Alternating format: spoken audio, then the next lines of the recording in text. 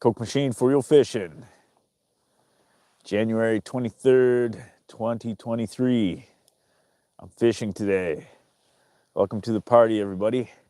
So, the weather's good.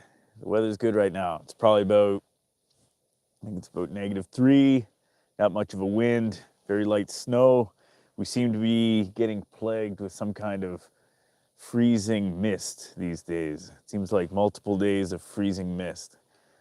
So I was at Kinsman Beach the other day and I measured about 10 inches, or precisely 10 inches. And then today I'm sort of between Sunset Park and the government dock here in North Bay, and I'm measuring 11 inches pretty much on the dot. There's lots of snowmobiles and whatnot around. People have been asking me a lot about whether or not there's trucks or anything driving. I haven't seen any trucks out here that I can tell you. I definitely have seen lots of snowmobiles. There's lots of huts all around me. And I know that on Sunset Point there, they've got it marked off, the road that goes out towards the Manitous there. I don't know if anybody caught my live stream on Thursday, but I was out there with a bunch of guys that were out with pros primetime. And so the road went out a certain distance, probably a couple kilometers, that was marked. And Eves and Danica, who run Pros Primetime there, they were telling me that they didn't quite get out as far as they wanted to. They wanted to be out in 30 feet of water, but they were set up in 16, I think. And the thing that was stopping them was there was a major pressure crack between Sunset Point and the islands out there. So, so those are the updates that I know about. I know a lot of people are fishing. It seems like a lot of people are catching really big fish this year. I don't know if any of you other people out there follow any of the other North Bay YouTubers, but Mantra Fishing, he caught a very decent fish the other day. Owen's Fishing caught himself a pretty good fish the other day. Of course, Joey T, who's a guy who came up here before and caught a massive burbot. He caught himself a couple of really nice wallies out. I'm not sure where he goes, but I was watching his fish finder when I was watching the video, and he was in about 30 feet of water. See, I walked out here today. I'm fishing as we speak. I walked out here today. I marked a spot of interest on my Navionics app here. And when I was expecting about 16 feet of water with a little finger coming out from the beach out here. And it ended up being 13.8 feet. But maybe that's, has more to do with the lake levels being low than Navionics being a bunch of filthy liars, As soon as I drilled a hole and measured the or put my fish finder in, I saw it was like 13.5. I was like, Navionics, you liars. Anyway, like I said, could be just the lake levels. So I'm not sure if anybody else is watching who's out here right now. There were a few people over by the sewage treatment plant I saw, and there's definitely a few huts, but they look like nobody's at them at the moment. But there are a few people open air fishing when I first got out here, and it looks like there might be a few other people coming out. So I'm hoping that this spot pays off. So far, I haven't seen any action, but I actually just got set up, really. And I got my pop-up flip hut here behind me that I'm just using as a windbreak at the moment. Down in the water, I've got my golden, and what's it called? Dinner bell, a golden dinner bell with a salted minnow on it. So the weather's cold enough out here that there's still ice forming on my line, but it's definitely pretty comfortable. I've got the small jacket on here with just a thermal shirt underneath. So, even though the ice isn't thick, I could really go for a whole winter of weather like this because I love open air fishing more than anything else. It's really nice to just sit on the lake and watch everything going on, But when you got to be in the hut all closed up, that's okay too, you know. So I sort of have this thing at an angle where it's sort of shooting right up my nose. So I'll try to turn my head down like this. You guys don't have to look at my impending booger nugget attack. But that's just because I got the camera set up so that I can view my fish finder once I'm done talking here. But I'm going to go through some of the comments here. That's about it for the report. If anyone else has anything else to add, feel free to write it in the comments here. Otherwise, I'm just going to be fishing till about 10:30, maybe. We'll see. And then hopefully I see some kind of action. When I was at Kinsman Beach the other day, my son and I caught a couple of jumbo perch. We weren't there for very long because the boys got, you know, a low tolerance for cold, or maybe a better way to put it is that when they make boots and mitts for kids, they don't expect them to be standing around in the cold for too long. Even though we spent like the big bucks on his boots there, his feet get cold, but I ordered him up some sort of wool socks from Amazon there that hopefully are gonna turn the tables, and also some waterproof mitts for him because he likes digging around in the snow, right? Oh, one other thing that's important to note that I meant to put in this report here is there is a significant amount of weight on the lake. And so when you're drilling your holes, you're gonna have water coming up. And there's also slush. There was slush close to the shore there, but it was frozen over for the most part. So definitely anywhere people are drilling holes, there's water coming up, but it's not too bad. So another thing I forgot to mention is there's probably about six inches of snow on the lake, and then it's got a crust that this freezing mist has put on top. So I'm not sure how that fares for snowmobile guys, but it made for pretty good sliding to get my clam out here, no problem. So I appreciated the crust. All right, it's gonna go through some comments here. Unknown user, welcome to the party. One love. Happy jigging. COD WW2. Unfortunately, I'm out here all alone today. Corey. Yeah, you're bringing the hut out, eh? Good to see. Good to hear. Chris Mackay. How'd you guys fare? Are you guys still with BAMs? Or did you go home already? Skillmonger. I'm not in Calendar Bay today. I thought about it, but I'm actually just trying some new spots sort of along the lakeshore here. My work is actually pretty close to everything now. As far as opportunities go, I can get to Sunset Point or Calendar Bay within 15 minutes. And the place I'm at right now, which is between Sunset Point and the government dock, sort of right in the middle, it is only took me 10 minutes to get here, so that's cool to me. Tyler Jones, what up, Cook's Bay is starting to look good, 7 to 8 inches. Outfitters are starting to get their guts out. Oops. I guess you mean huts. Yeah, you know, I'm hoping to get down to, I would really like to get down to Simcoe sometime this winter. I'd love to go for some whiteys down there, but it's been a few years.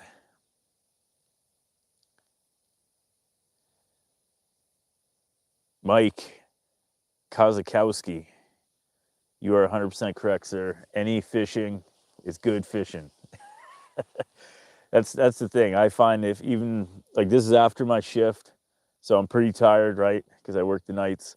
But I can tell you that coming out here in the morning after my shift for an hour is totally worth it. Plus I get the exercise of walking out here and then walking back in, you know. It's a lot better than going to a gym or whatnot. Get the open air, fresh air going on. If I don't catch anything, I'll be pretty happy. If I catch something, I'll be super happy. Corey, you say there's lots of slush in the west arm of the lake, eh? Yeah, I haven't heard too much about the west arm in a while. So thanks for the info. Eugen Chrisan. How are you doing? Thanks for the good luck. Jamie Berry. You got to get to work. Can't you work and watch a live stream at the same time? Oh, you went home yesterday, Chris. How did you guys do out there? And you're back up next Sunday. Is it the same crew of guys coming up? Roost Burger. We're heading up your way in a couple of weeks for our annual work fishing trip. Whereabouts are you guys going to be heading out? Mike Wade. The ice is 11 inches right here, and there was 10 inches at Kinsman Beach last time I was there, which was Saturday.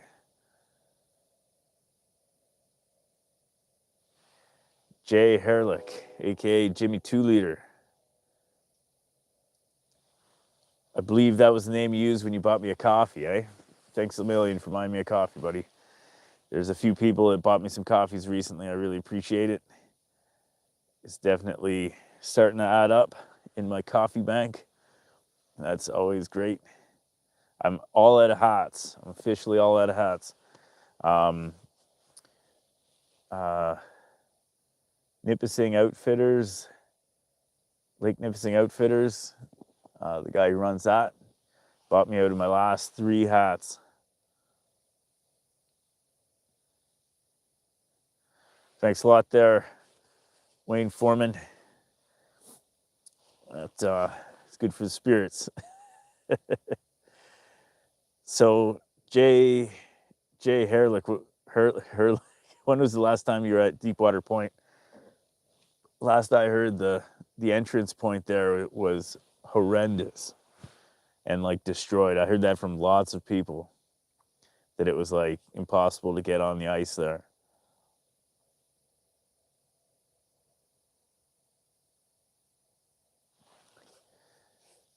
John Zeri, you were at the ice bungalows and it was horrible fishing. You know, I feel like this past summer was definitely, past weekend, it seemed like everybody was having pretty slow fishing. I heard that a lot. Dave Bartolacchi, Coke Eats minnows. Well, you should see how I prepare these salted minnows. I can definitely tell you that they smell delicious. If it came down to it, you know, they'd probably go good on a sandwich with a bit of mayonnaise. Jeffrey Lewis, overnight parking up here. I get asked that a lot. And I know that Sunset Park, you can't park there overnight. I know that at Calendar Bay in the Centennial Park parking lot, you can't park there. Now there is, in Calendar Bay, there's like parking along the street right off of the main drag there that is right beside Centennial Park. And I don't see any signs there that say no overnight parking, so I don't know. I'm also not necessarily from Calendar Bay, or I don't spend a heck of a lot of time there. You know, I just write songs about it. But I'm not sure if you can overnight park there. I know there's got to be some parking away from the lake where you can probably do some overnight parking. It might be a pay for parking kind of thing. And then as far as the south end of the lake, I'm not sure. I'm not sure if the Waltonian offers parking in the like overnight. It would probably be a paid situation. So Chris Mackay, you're coming up again next week, eh? Yeah, you know. Oh, sorry, I got some fish coming through midway here. Let's see if I can get their attention. Probably herrings.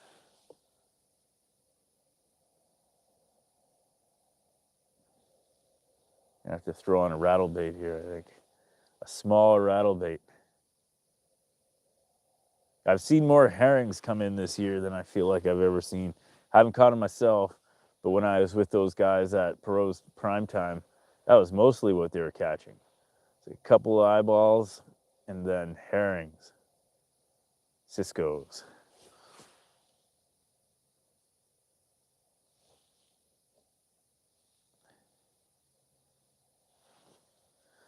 George, appreciate the updates and info. Be there for 16th to the 18th Feb. Yeah. What days of the week are those? Is that like on the weekend? Sandman Outdoors, heading up the calendar in a few weeks for the first time. Anything beat a jig and a minnow? Well, lots of people are swearing by these dinner bells. A jig and the minnow, you just can't go wrong. Make sure you bring a jig and a minnow, because there's nothing wrong with that setup. But as well, I like small rattle baits. Vibratos, those are great too. Spoons of a variety. I don't often actually use the dinner bell spoons, but I've got a whole bunch of different kinds of spoons. Those will work really well, especially tipped with a minnow. Let's see what else I like to throw down there. Let me take a peek into my box here. Jog my memory a little.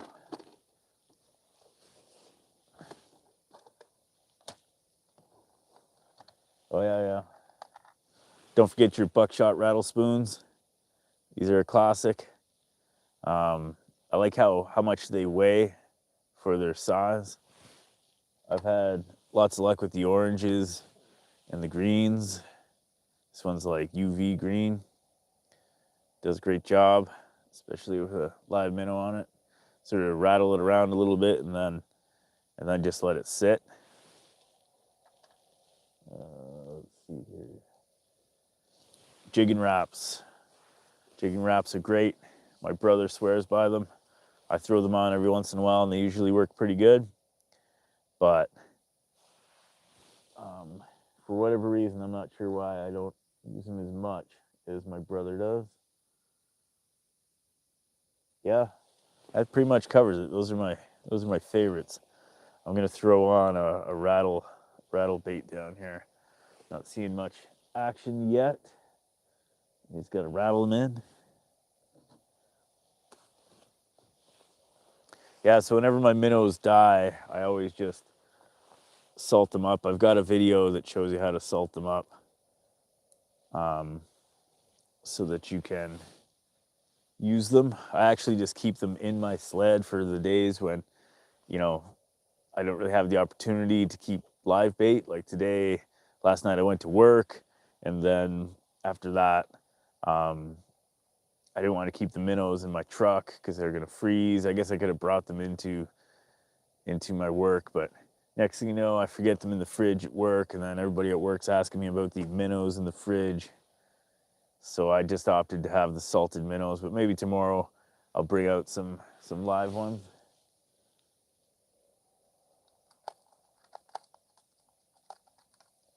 Just gonna fire on a rattle bait here. So this one's, you gotta love when a lure's worked really well for you and it shows like through all the dings and scratches in it. This one probably looks a little bigger than it is. I mean, it's probably a two incher.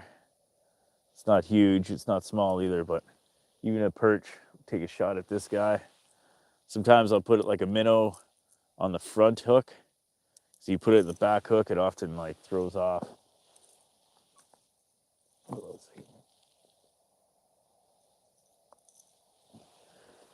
By minnow, I mean minnow chunk.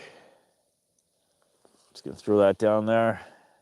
If you're gonna put a minnow chunk on one of these, you either put it on the front hook or you put a chunk on both sides, I find. Otherwise the balance gets thrown way off and ends up just tangling in your line. And I'm sure lots of people know how to get your lure untangled if it's tangled under the water. You almost have to just pretend like it's dangling right in front of you. You know how you sometimes jiggle your lure and then it comes loose from its own line? You got to do the same kind of thing, but 12 feet under the water. Works pretty good. All right. Now we're getting some noise out down there.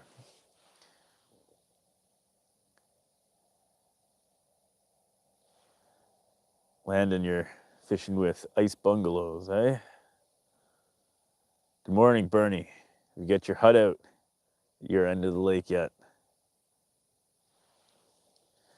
So Wayne, you're spending a lot of time up at Nipissing this year. You're coming up again. South Shore Bungalows for the 13th. I'm just gonna go ahead and turn the camera around while I look at the comments and you guys can look at my fish finder. Come on. Sorry, my phone sometimes gets so, I don't know what it's doing. Ah, there we go. All right, so there's my fish finder. Just gonna go through the comments here.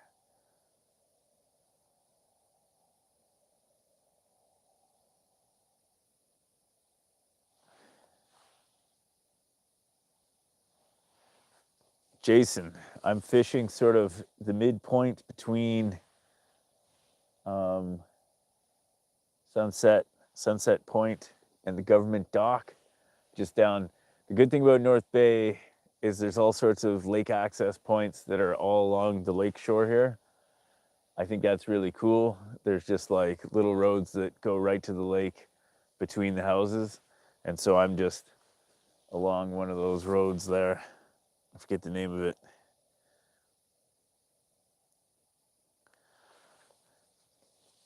Off-grid wannabe, can they park on the ice? I understand that there are places where you can indeed park on the ice. I'm not sure if those places are ready for parking on the ice yet. I don't know if anybody knows. I have not been to South Shore, and I know there's a lot of places down there where people park on the ice. And I feel like people park on the ice in Callender as well. As I recall from opening day, I was down there and there was a lot of ice in very shallow water. And what I mean by that is the beach there goes out for, 100 yards, and it would be like maximum like a foot deep there. So I imagine it would make an amazing parking lot. I don't know if anybody's been down to Callender Bay recently. I think it's been a little bit. The last time I was there, was last Tuesday when I was filming my little music video there.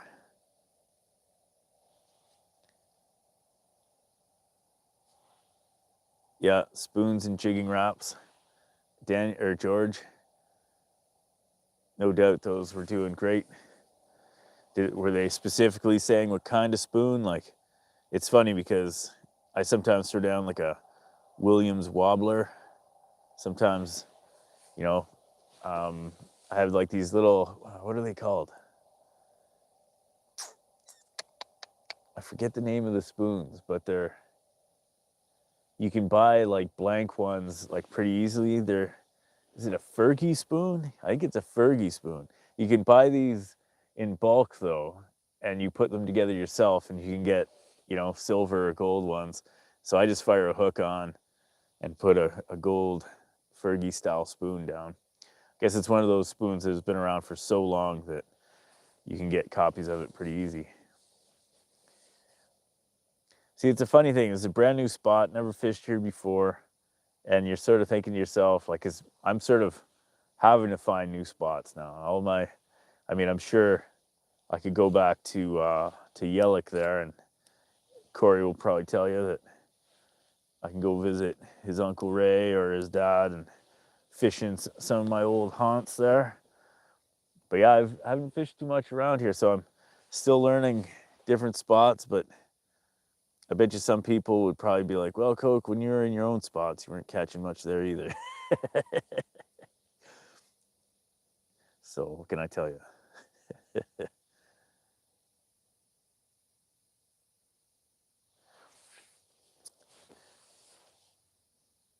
Jason, when I was at Kinsman on Saturday there, I definitely caught a couple of perch. There were a lot more people out there than I was expecting.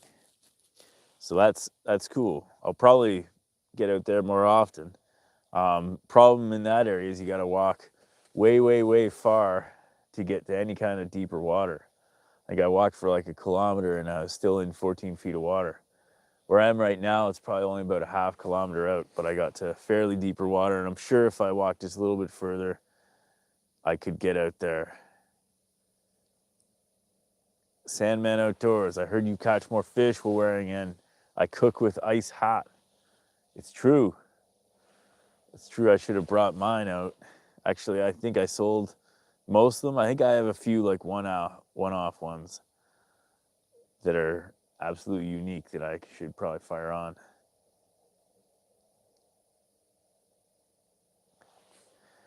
How close to ice bungalows are you there, Bernie? You must be pretty close if you can hear the augers going. I guess not that close.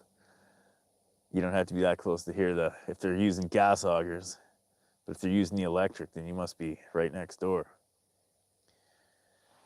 T. Bishop. Yeah, the ice reports will continue, but in this live format where I'll be doing live reports like this and then just live streaming fishing.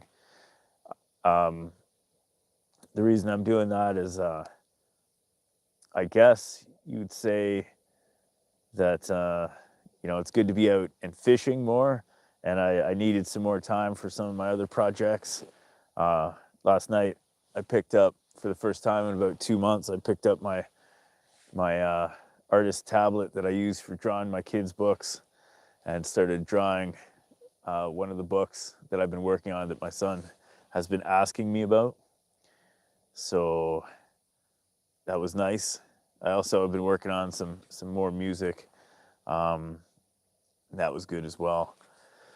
So the edited reports will be no longer happening this year, but I'll still be doing reports on probably Monday, Wednesday, and Thursday. That'll be live stream. Thursday will be like the day when I have the most amount of time for things, but I'll just be live streaming any kind of info I've got in the lake conditions, But a lot of times, as far as the lake goes at this time of year, it's the viewership of ice reports drops drastically because most of the people that are up here watching it are out fishing. And the people from down south, I guess they continue watching, but yeah, I won't be doing the edited reports until next year. But yeah, live streams. It's gonna be all live streams.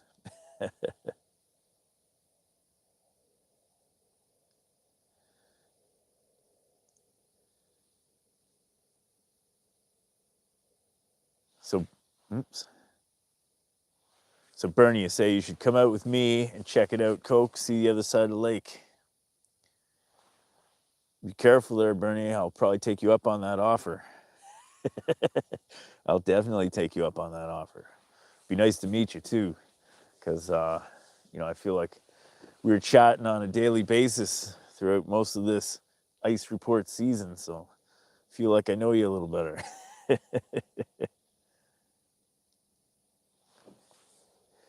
Scott Curtis, you're watching from Costa Maya, Mexico. Be up there in a few weeks. I remember going down to Cuba after ice fishing on Simcoe and trying to tell these people that I met down there that, a week ago I was standing on ice, and here I am in the beautiful Caribbean. Are you going on a fishing trip down there in Costa Maya, Mexico? Every time I've been down in the Caribbean down there, I always try to get on to some sort of a boat to go ocean fishing. It's not cheap, but got to get out there. So, Jason, you say there were 30 trucks on the ice at sunset yesterday. Oh, they were parked, so nobody was driving out.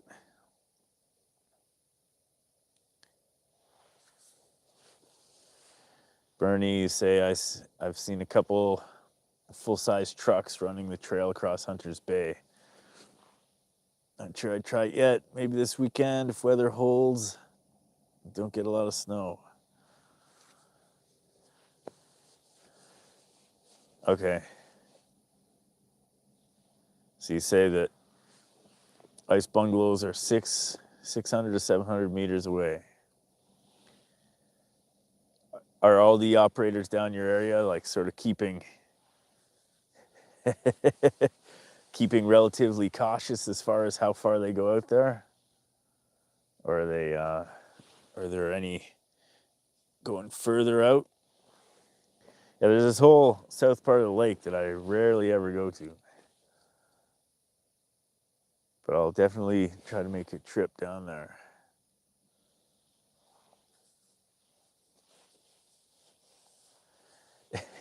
Yeah. Yeah, Scott Curtis. You say no fishing trip planned yet, but hoping to. It's funny talking to people down here about ice fishing. They can't figure it out. Yeah, I remember that was the case when I was in Cuba. People would be like, I can't believe that lakes freeze over, and then they also can't believe why anybody would want to go ice fishing.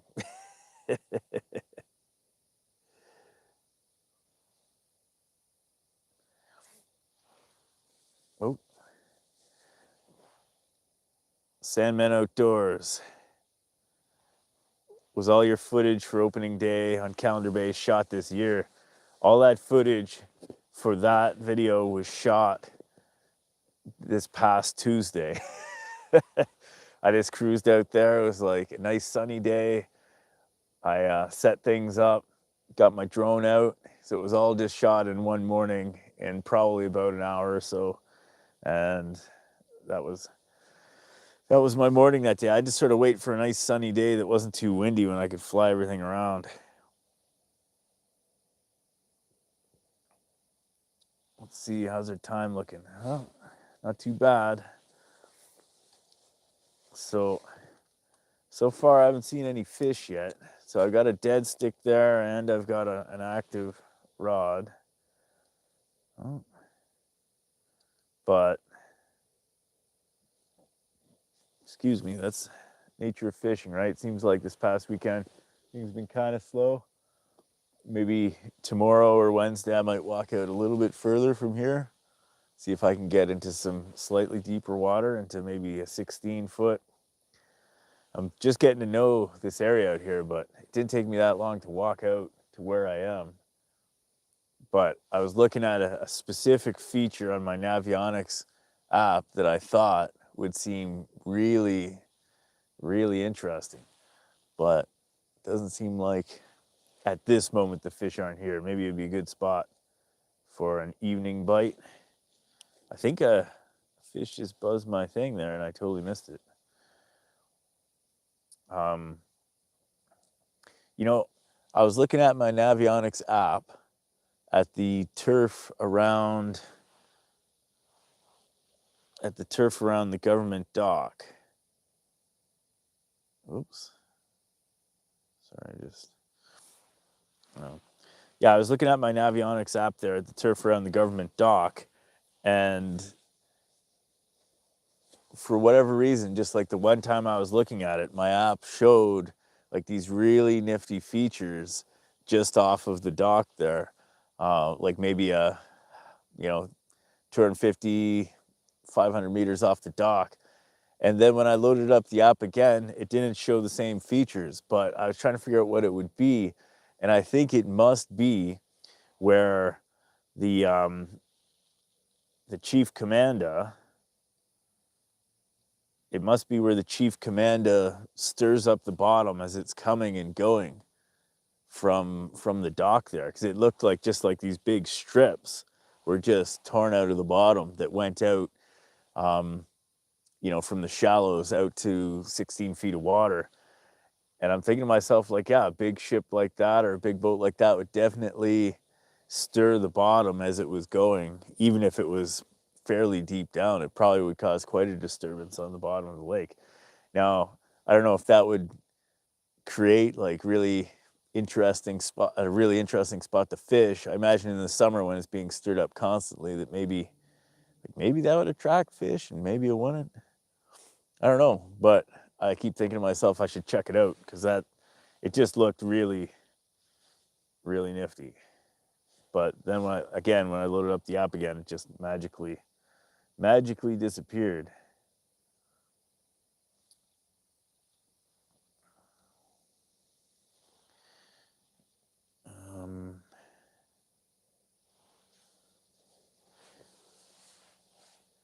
Oh yeah, see, Bernie say that most operators move their shacks around a few times. They stay in the same spot too long, the snow builds up around them. Yeah, I can imagine from watching people with permanent huts. I've definitely seen them get quite a snowdrift around them, and then definitely the ice or on the warm days can the snow can really melt. Come on. Well, we're gonna try a different lure out here. So far, not much action this morning.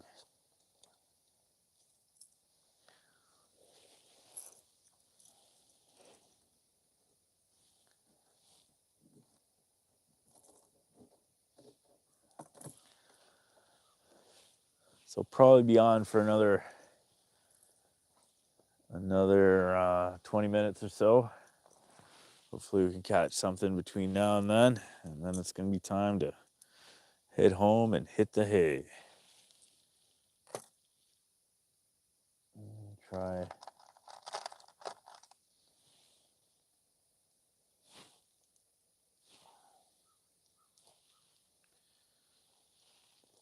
Hold on a second here.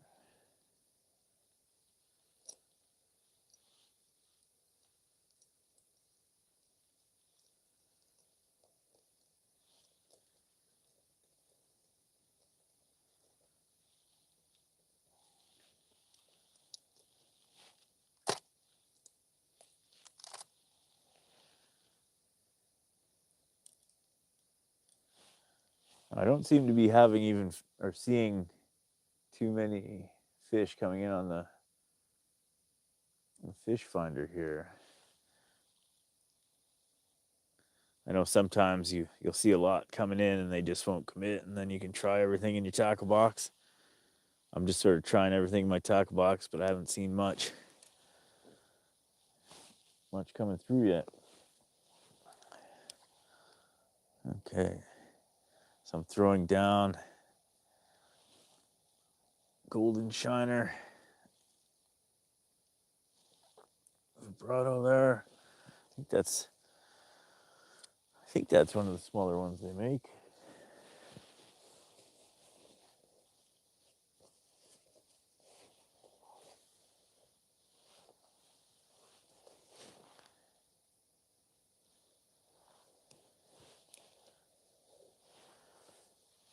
Tit Nut 4. We got 11 inches ice out here. Okay.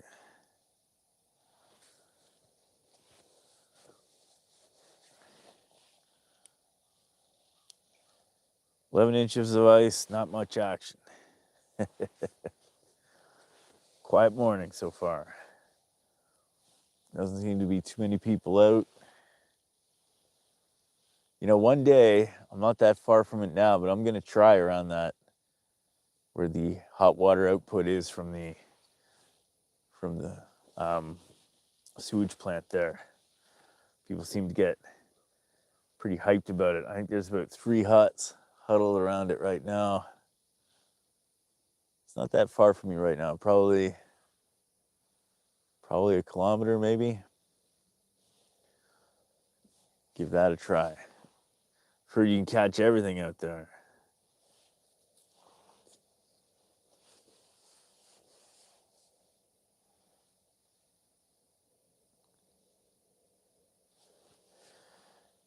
You know what, Corey Wolf?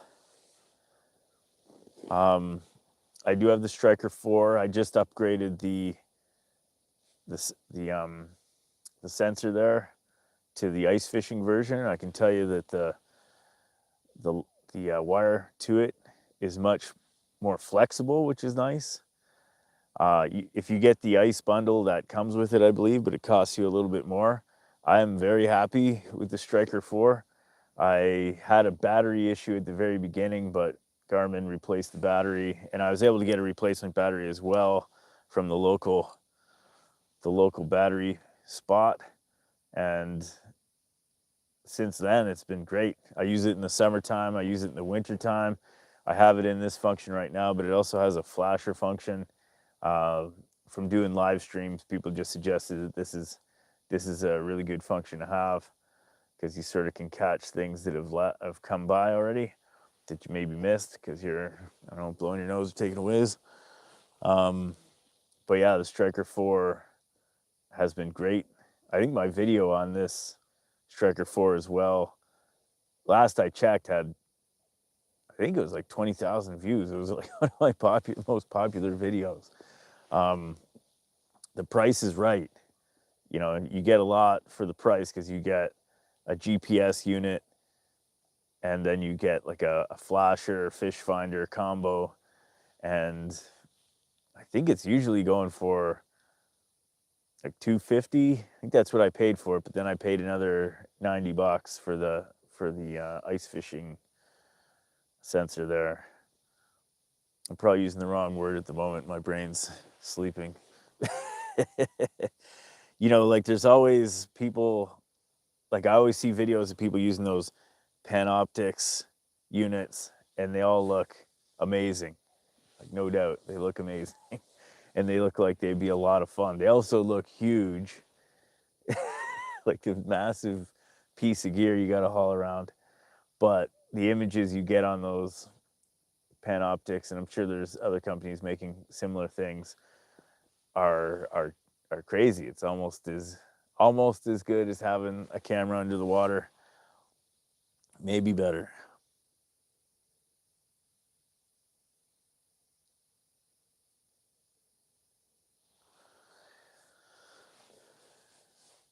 Yeah, there was definitely. So you said, Jeremy, you said you noticed there after the big drop in temperature from -3 down to -18 Friday night, slowed down the bite. Yeah, I can imagine that might impede the bite a little bit. Bogue 209, you have the Garmin and you love it. I usually find almost everybody who has it likes it a lot. And, you know, it's simple, it's light, it's small, and it's inexpensive. Transducer, you got it. Yeah, thanks for helping me there. Transducer, the sensor, the doodad you put in the hole.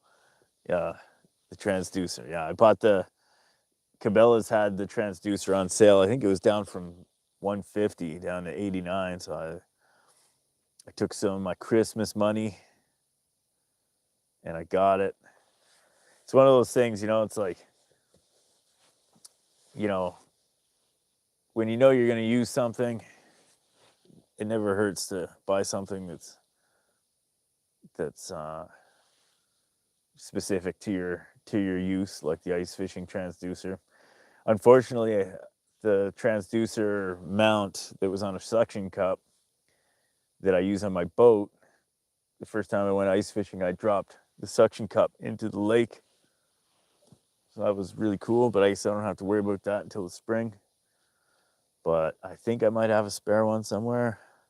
Of course, once I moved, everything got misplaced and lost. So what are you gonna do?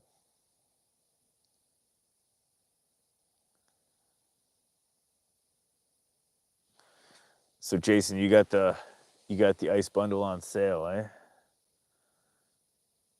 Where did you pick that up for $289? Cabela's or Canadian Tire? I think they have a Striker 5 out now. I don't know if there's any big difference in how it works. I'll probably be using this one here until either a company hands me some other one, which might happen. I haven't asked, but you never know. Either a company hands me one that works or is fancier, or this one breaks, and then I'll be looking for the next one that would be the equivalent.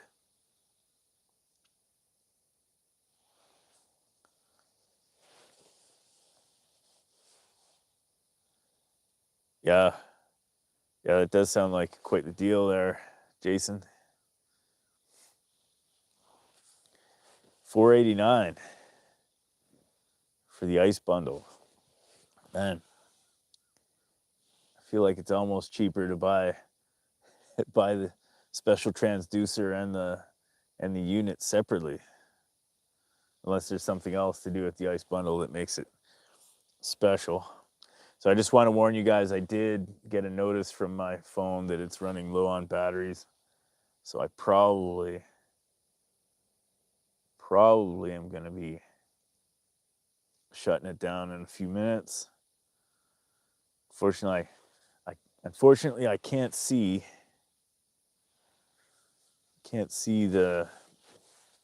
my phone battery status. I'm sure it'll tell me when it's at some sort of critical level beyond 15. Yeah, I find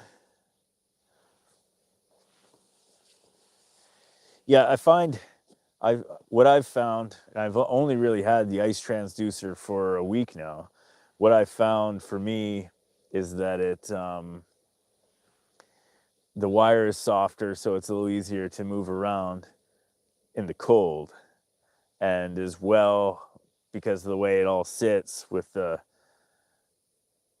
float and everything, is that you don't have to adjust the angle; it just sort of sits straight down.